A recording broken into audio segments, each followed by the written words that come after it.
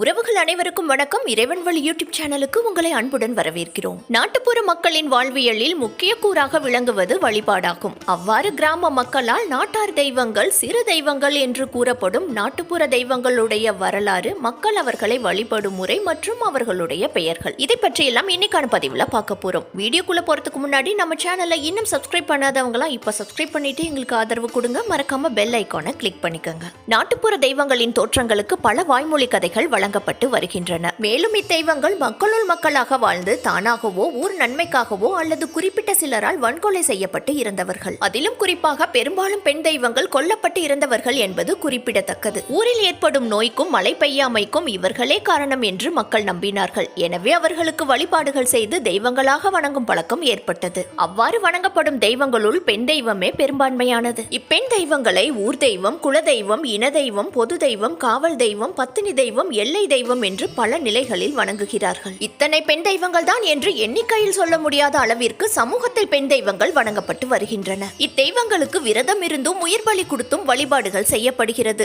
இவை மட்டும் இல்லாமல் வேண்டுதல், நேர்த்திக்கடன், தீ மிதித்தல், தேர் இழுத்தல் போன்றனவும் வழிபாட்டு நிலையில் அடக்கம். பெருந்தெய்வங்களைப் போல் பூஜைகளோ படையல்களோ இத்தெய்வங்களுக்கு செய்வதில்லை. ஆகையால் நாட்டுப்புற தெய்வங்களின் வழிபாட்டை சிறு தெய்வ வழிபாடு என்கிறார்கள். இத்தெய்வங்கள் குறிப்பிட்ட இனம், சாதி, ஊர் என்று இல்லாமல் அனைவராலும் வணங்கப்படுகிறது. பெரும்பாலும் பிராமணர் இல்லாத பூசாரிகளை வழிபாட்டு சடங்குகளை செய்வர். ஆடி மாதம் அம்மனுக்கு உகந்த மாதமாக கருதப்பட்டு வழிபாடுகளும் பூஜைகளும் திருவிழாக்களும் நடைபெறும். முக்கியமாக அருள்வாக்கு கேட்டு தெய்வத்தின் சம்மதத்துடனே திருவிழாக்கள் நடத்தப்படுகின்றன. பெரும்பாலும் நாட்டுப்புற தெய்வங்கள் ஊருக்கு ஒதுக்குப்புறத்தில், ஊர் எல்லையில், நீர்நிலைக்கு அருகில் முறையான கோயில் அமைப்போ சிலை வடிவமோ இல்லாமல் சாதாரணமாக ஒரு கல்லிலோ அல்லது மரத்திலோ குடியிருப்பதாக மக்களிடையே நம்பிக்கை இருந்தது. அதனால் கல்லிற்கோ அல்லது மரத்திற்கோ மஞ்சள் குங்குமமிட்டு காலகாலமாக மக்கள் வழிபட்டு வருகிறார்கள். அங்கம்மா, அங்காளம்மா, அட்டங்கம்மா, அம்மைச்சாரி, அம்மாரி, அம்மைவாரி, அரிக்கம்மா, அஷ்டசக்தி, இசக்கியம்மா, ஈரங்கிரிகிமாரி, ஈலம்மா, உக்ரமா காளி, உச்சினமா காளி, உடலம்மா, எல்லம்மா, எர்ரம்மா,